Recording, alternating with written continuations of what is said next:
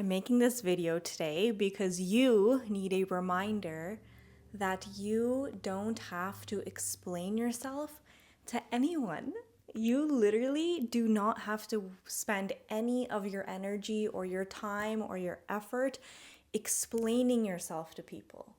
You don't have to explain your interests. You don't have to explain your perspectives, why you see the things in the ways that you see them. You don't have to explain your opinions. You are allowed to express them and just leave it at that. And you are allowed to let other people have the experiences that they need to have in response to you expressing yourself authentically and openly. You don't have to explain why you are into something or what all of the events in your life that led you up to being drawn to certain topics or certain areas of information. It's like the research that you do, the things that you're interested in, that you're drawn towards learning more about, especially the non-mainstream ones. You do not have to explain that to anyone. We spend so much of our energy and our time draining ourselves because we almost like operate in this feeling of like we need to be doing what the major social group or the mainstream social group deems normal, and like explainable is the word coming through again, but it's like we feel this like invisible pressure to do what other people are doing. And so anytime that we do something that goes outside of the bounds of that, that is like on the fringe, or just when you start doing things that are, or being interested in topics and stuff that maybe none of your friends are interested in, or when you're looking around, like your perception of what the mainstream world is, maybe based on like your social media algorithm, how you interpret the world out there.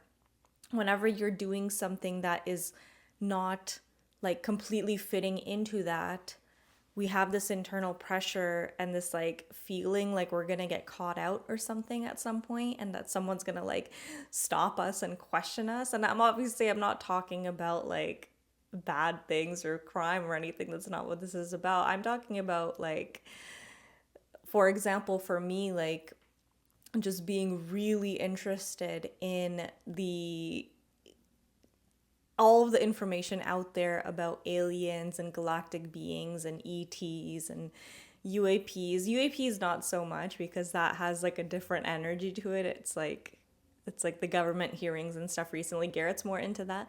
But like for me, it's like stuff that like most people don't think about or talk about, but I'm like super into it.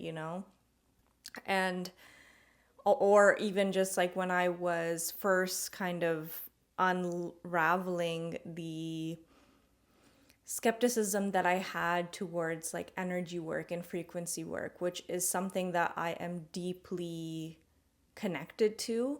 But when I first started learning about it and first started, like, at least in this lifetime, even talking about parallel lifetimes and timelines and things like that, when I first started opening back up to these topics, I felt like I wasn't allowed to. And it wasn't like a very obvious, like, oh my God, I'm not allowed to. Like, it's not like someone was outside of me being like, you're not allowed to, like, look at this stuff. But it just felt like I was treading in dangerous territory, but psychologically dangerous territory. Because there was this fear of not of being delusional. There was this fear of being crazy or being not grounded in reality. And what's underneath that fear? What's underneath that fear is a fear of death. It's like a fear of not being safe. Like, if I don't have a good grip on this reality that I'm living in, this life that I'm living in, then I might not know how to protect myself from danger. And I might be like, if I'm delusional or if I'm like operating on belief systems that are not true and not actually like grounded in this reality, I might put myself in harm's way and get hurt and then die. And like, that is obviously a fear that comes from somewhere, and there is truth to it. Like, obviously it is possible, like people who get diagnosed with schizophrenia, like they went too far out too fast and didn't know how to maintain the connection between this life and the other things that they're picking up on. There's this quote that you probably have already heard, but if not, I'm gonna put it up, but because I feel like I'm not gonna actually it doesn't even I don't even need to say it perfectly, but it's basically something along the lines of the mystic swims in the waters the schizophrenic drowns in. So if you are into mysticism like me, you are meant to explore these concepts and topics and realms and stuff that go beyond mainstream thought, you know? Actually, any thought leader at all, or anyone who has ever made any significant impact in the world, the only way they've been able to do that is if because they've let themselves tread into the crazy territory. Which, crazy, to define that, it's essentially like we have mainstream thought, right? And this is like the structure of mainstream thought. This is the container of mainstream thought. If you go a little bit beyond that, you start getting projected upon as crazy because you're doing something that is not like widely accepted or widely agreed upon yet. But any innovator, any visionary, they play out of bounds and they allow themselves to be adventurous out of bounds. Sometimes we think of like adventurers or explorers, but we think about that in the context of the physical realm. And we actually celebrate them, right? Because it's like we understand that it takes an immense amount of courage to be charting uncharted territories. And in the physical realm, it's like really, I mean, it's celebrated. It's like people are, I mean, especially when someone's successful and they like actually discover something cool. In physical reality and like the physical context, it's very celebrated. But when it comes to non-physical realms, like the thought realms, the astral realms, whatever it is, it's like it again takes the same amount of courage because you need to have your wits about you and you need to make sure that you don't like untether yourself and like go completely off, like lose the complete connection with like grounded reality. But at the same time, like the only way that if you're being drawn in those areas of exploration, give yourself the permission to go forth and explore, you know, because what is the point of life if you aren't letting yourself be adventurous? And it's funny because someone like me, I'm so adventurous in these realms of mysticism and the non-physical realms. But in the physical realm, I'm not that adventurous. Like, I like a lot of stability and groundedness in my immediate physical surroundings. Like, I'm someone, for example, that would not have a fun time living like a nomadic lifestyle, like moving around a lot physically or like traveling a lot in short periods of time. I like very stable physical surroundings. And the reason for that is because I am very adventurous in the non-physical realms. And the only way that I was able, like, it felt like for most of my life, I wouldn't let myself do it because of all of this programming and all of this fear and all of this, like, oh my gosh, people are going to think I'm crazy, or like, especially because I talk a lot too, and I know I like to share a lot. So I'm like, if I tread planes of existence that are not like widely accepted or recognized, I'm going to start talking about it, or I'm going to feel a strong urge to start talking about it. And that is terrifying because then I'm going to be labeled as crazy, or I'm going to be labeled as like whatever. Like, people are going to project their opinions on me. And as I've been like getting more and more comfortable, and especially in this week alone, like just being like, I'm going to post a YouTube video every day, and I am letting myself really express myself and talk at the levels that I've always wanted to, I'm just noticing myself getting more and more comfortable with allowing myself to talk about whatever I want to talk about, like removing the barriers that I hold between like my inner self and my outer self. Because I believe that all of the disharmony in our lives, there's so many ways to describe it and to like tread that conversation, but at the core of it, I believe it's because there's an incongruency with our inner self and our outer self. How we see ourselves within, what we feel within, who we feel we are, who we think we are, like everything about us on the inside, we're not letting ourselves fully express that outwardly. And this is like when the topics of like being your authentic self, that is honing in on this experience. But it can be really scary because, again, you're like, well, if I do something that's like weird, then people are going to call me weird. And I don't want to be called weird. Or like if I do something crazy that feels crazy to people, they're going to call me crazy. And I don't want to be called crazy. And the truth is that yes, they will. Like there will be people that call you that or think of you as that or whatever. Like they will label you. But the more that you like let it happen, the more that you begin to realize that it literally does not affect your life. And more so, back to the main topic of this video, that you don't have to exert any energy proving yourself or convincing yourself to these people. Like you are a free sovereign being and you are allowed to have and live out this human experience exactly how you want to live it out. You don't have to convince anyone else to co-sign for you, like co-sign on your embodiment. Like you don't have to get anyone outside of you to be like, yes, please, yes, you should go ahead. Like you don't have to get them to validate you for you to start living your life and for exploring the things and for expressing yourself in all the ways that you want to express yourself.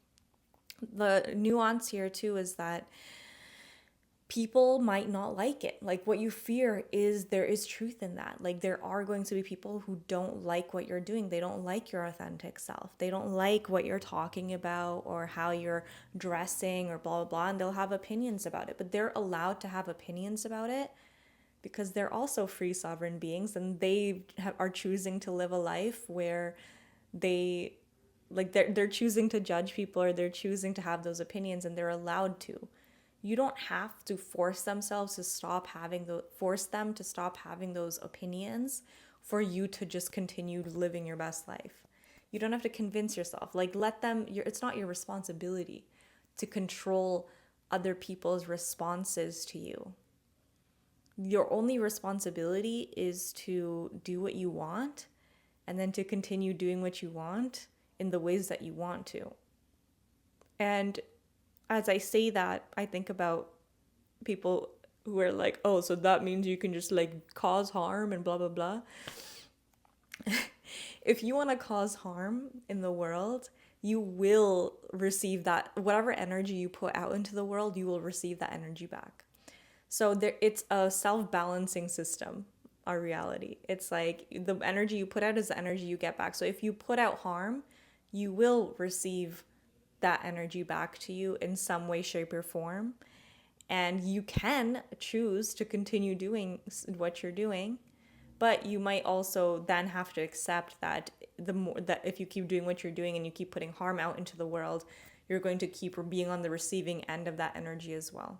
So you might learn pretty quickly that causing harm is not actually even good for you.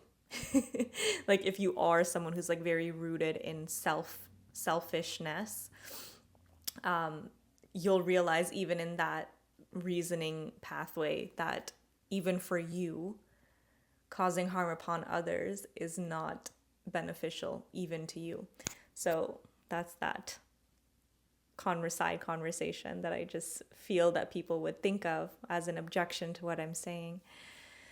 But yeah, you're allowed to do whatever you want. You're allowed to express however you want. And it's not your responsibility to govern or police how people respond to you. And it is also not, and in that vein, it's like, therefore, it's not your responsibility to exert any energy explaining yourself. I feel like I just could keep repeating this. Like, you don't have to convince anyone. Like, I've been in myself in this like trying to prove myself energy for so many years. And so much of that is from like childhood experiences and adolescent experiences.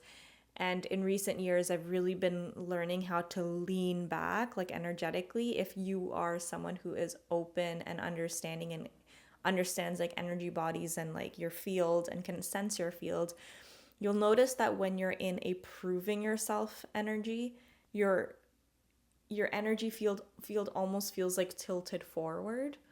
It's like not fully centered.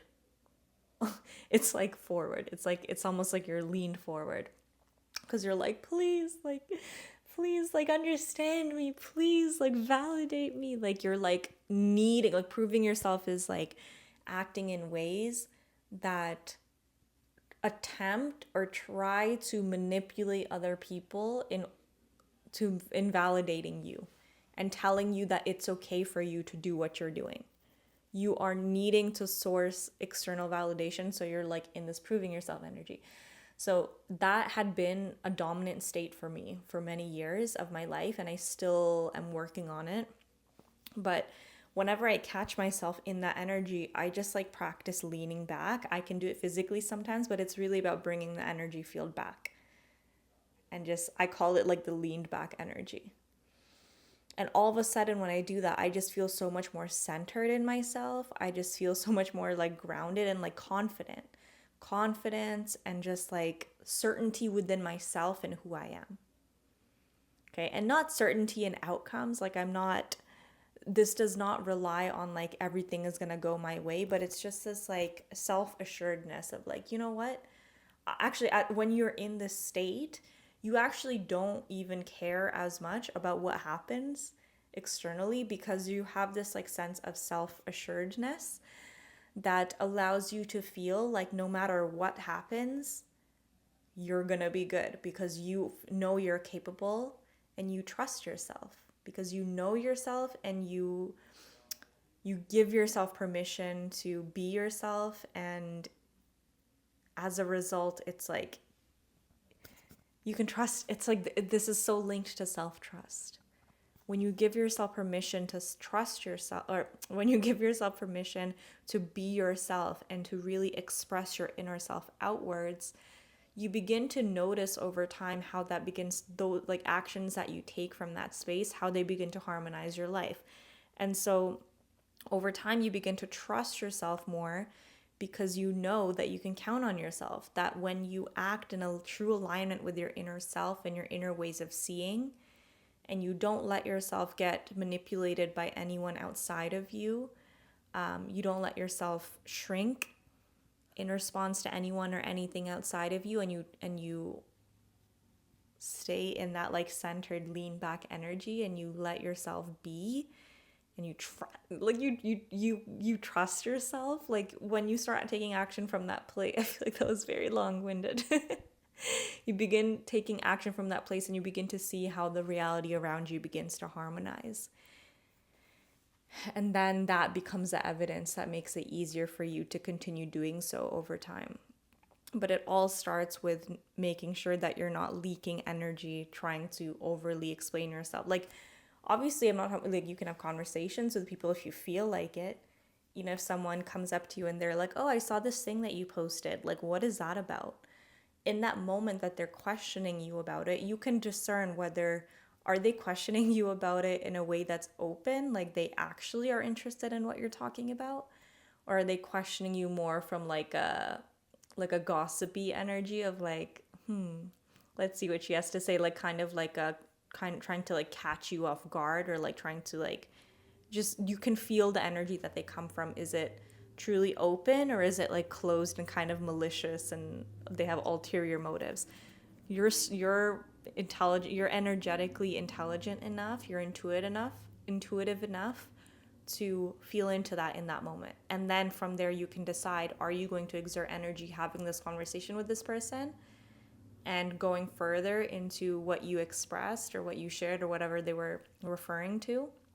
Or are you going to just not engage in that conversation and say something like, I just don't feel like talking about that right now with you? You know, just freaking hold yourself high, hold your chin high. Like, we've just been taught to ignore ourselves. We've been taught to not trust ourselves. We've been taught that it's dangerous to trust ourselves, that it's dangerous to explore, and that we've been taught that we're not capable of exploring the things in ways that, like exploring the things that aren't deemed acceptable by some authorities outside of us. But let yourself follow your desires, let yourself like follow your instincts, your intuition. Let yourself explore the things that you feel called to explore. Let yourself then take all of that and let yourself express what you've like gained outward. Dissolve the barriers over time between your inner self and your outer self, and watch how your reality harmonizes. Watch how you align yourself with your golden age timeline. I love you. I'm proud of you. Thank you so much for watching this video. And I have 2 memberships open right now. There is the Cocoon membership and there is the Golden Age Accelerator membership. All the details are going to be through the links below. If you feel called to either of them, I highly recommend reading through the sales page and getting a better gist. But that's it for today. Thank you. Bye.